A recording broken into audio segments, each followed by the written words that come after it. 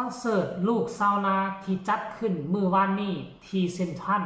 คือสุดยอดหลายพอนกพงศกรกับน้องอาอายมาตรฐานสูงบ่เคยเห็นลุคนี้ของน้องอาอายนะฮะกราบทักทายสบายดี FC ทุกท่าน FC ทุกคนมาพบมาพ่อก็ค่อยเจบ่าวลาวอีกแล้วคลิปนี้เป็นคลิปที่2ของมื้อนี้เป็นเรื่องราวข้อมูลข่าวสารที่ได้มาจากฝากฟังของเสียงวีฮกเมื่อวานนี้พวกเขาเจ้าค่อยก็ฮู้จักกันดีว่าวงเสียงวีฮกหรือว่าเขาเอิ้นว่าเป็นแบรนด์น้องใหม่ตอนนี้ไปอาจจะได้รับไส้ในช่วงวงใหญ่พากันปิดวงช่วงฤดูฝนนี่เนาะแล้วก็แบรนด์เรานี่ก็จะสามารถรับไส้พ่อแม่ประชาชนผู้ที่ต้องการอยากได้วงดนตรีอยากได้ศิลปินไปสร้างเสียงหัวเราะสร้างสีสันให้กับงานของทานในช่วงฤดูฝนนี่เนาะเป็นกลุ่มที่กระทัดรัดมีศิลปินประมาณ 2-3 คนลักษณะแบบนี้นะแล้วก็มีแดนเซอร์ซีหน้า5 คนพร้อมกับเวทีกระทัดรัดซึ่งลูกซาวนาแบนด์ก็อาจจะเป็นแบรนด์หนึ่งที่สามารถเฮ็ดให้พวกเจ้ามีความสุขและสามารถไปจ้างงานและเอาไปต่อเติมในงานของทานให้มันมีสีสันหลายขึ้นเพราะว่าช่วงฤดูฝนนี่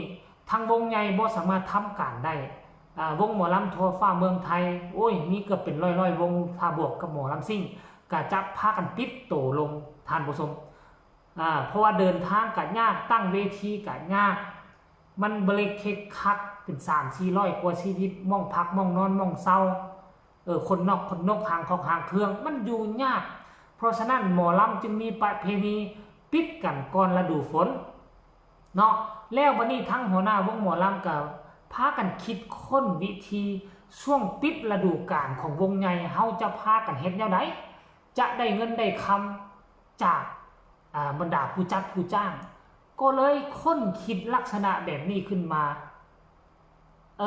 ทั้งสาวน้อยกับหมอลำเข้าพับทั้งเสียงวีฮกกับหมอลำเข้าห้างเป็นลูกซาวนาแบรนด์ซึ่งมื้อวานนี้เป็น EP 2ของลูกซาวนาแบรนด์จัดอยู่ที่เซ็นทรัลเนาะสั้นหนึ่งซึ่งเป็นเทศกาลกิจกรรมของเขานี่อย่างเกาะกิจกรรมของนี่อย่างเกี่ยวกับผู้ผ่านะวิถีชีวิตผู้สนอกท่านผู้ชมเนาะแล้วสิ่งที่ค่อยเตะตาเตะใจคือน้องอาอายซึ่งค่อยบ่เคยเห็นลุคนี้ของน้องอาอายจักเทื่อซึ่งเป็นครั้งแรกที่ค่อยเห็นลุคแบบนี้ลักษณะคือยกผมขึ้นสูงแล้วก็เฮ็ดแบบคิคุอานุเนะนะท่านผู้ชมเบิ่งแล้วคือกับเกาหลีคือกับญี่ปุ่นตาน้องอาอายก็เป็นแบบนั้นอยู่แล้วไม่ให้เป็นผมหน้ามาแล้วมัดยกทรงขึ้นมันเบิ่งแล้วมันเป็นตาฮักตาแพงซึ่งค่อยบ่เคยเห็นลุคนี้ของอาอายจักน้อยตั้งแต่ตอนแต่งหน้าพุ่นแหละตอนแต่งหน้าตอนจัดทำผมมันนะโอ้ยน่าฮักน่าสร้างเพิ่นถ่ายรูปเพิ่นฮู้จักถ่ายได้หลังจากนั้นแล้วแต่งหน้าใส่ชุดสีชมพูหรือว่าชุดสีบัวมันนั่งอยู่บ้องอันนั้นเนาะมันก็สิมีพิธีกรผู้จัดงานพอนกแล้วก็อาอายอยู่ตรงกลางโอ้ยเบิ่งแล้วคล้ายๆคือประธานมากวดงานนี่ท่านผู้ชมมันบ่แม่นนักห้องมันบ่แม่นลูกน้องมันคือประธานบริษัท CEO มานั่งตรวจงานท่านผู้ชมเป็นกระแสฮือฮาและให้ความตอบรับจากบรรดา FC แฟนคลับหลากหลายเนาะอยากให้ทุกคนไปเห็นคลิปนี้ซะก่อนตอนน้องอายขึ้นเวทีแล้วจึงมาพอกันในช่วงต่อไปเบิ่งกันเลย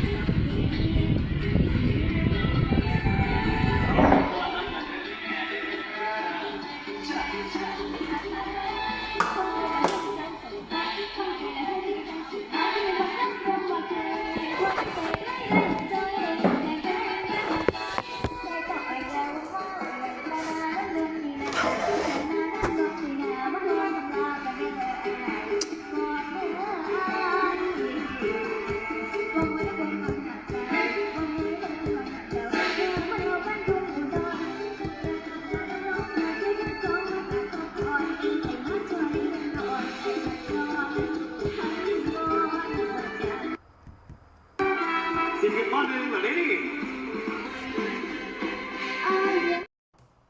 อ่ะทุกคนเห็นกันแล้วหรือยังมันแปลกหูแปลกตาคือเจบอลาวบอกทุกคนนี่อาจจะเห็นแล้วเพราะว่าคอนเสิร์ตเมื่อวานนี่บางคนก็เบิ่งไลฟ์สดบางคนก็เบิ่งวิดีโอที่หลายช่องทางเขาเจ้าถ่ายลงอันนี้คลิปวิดีโอนี่เจบอลาวได้มาจากเพจของงาล้ำเนาะงาของน้องอาอายนี่แหละเพิ่นถ่ายสั้นๆเอามาลงซึ่งเจบอลาวก็อยากได้คลิปประกอบพอดีอยากให้เห็นความน่ารักของพ่อลูกครูบุญเห็นกับเจ้าฝึกซ้อมกันมากก็โอ้ก็2 มือ 3 มือได้ห้องเพลงครูน่ะเนาะก็ซ้อมกันไว้แต่ว่าคุณภาพถามว่าได้บ่ก็หักพอใส่ได้อันจะถามว่าเก่งเลิศเลอบ่กะซ้ำกับเด็กน้อย12 ปีนั่นแหละท่านผู้ชมถ้าเปรียบเทียบต้องเปรียบเทียบเด็กรุ่นราวเขาเดียวกันเอาเด็กน้อย12 ปีมาเปรียบเทียบใส่กับอาอายก็น่าจะกินขาดแต่ถ้าเอาอาอายไปเปรียบเทียบใส่ฮักแพงเปรียบเทียบใส่อุ๋งอิงเปรียบเทียบใส่แอนอรีมันก็เปรียบเทียบกันบ่ได้มันก็เปรียบเทียบกันบ่ได้อายุก็แตกต่างกันการใช้ชีวิตอยู่ในโลกมันก็แตกต่างกันอายเป็นรุ่นน้องเกิดมาในรุ่นแต่ถ้าเอาเวลายาวนานอีก10 ปีข้างหน้าเผลอๆอายอาจจะแซงกลุ่มคนเหล่านี้ไปก็เป็นได้ท่านผู้ชมอันนี้คือมาตรฐานอันหนึ่งบ่ฮู้ว่าพอนกพงศกรนี่พ่อจ่านี่เอาเวลาใดพักผ่อนจะคิดถึงวงหนึ่งคิดเรื่องวงสองขายเจ้าบองตอคิดเรื่องแบรนด์ลูกเศร้าหน้าแบรนด์โอ้ยคิดทั้งสร้างเงินสร้างซานจักแล้วเอาอีหยังมาสมองส่วนใดมาแบ่งเวลาคิดได้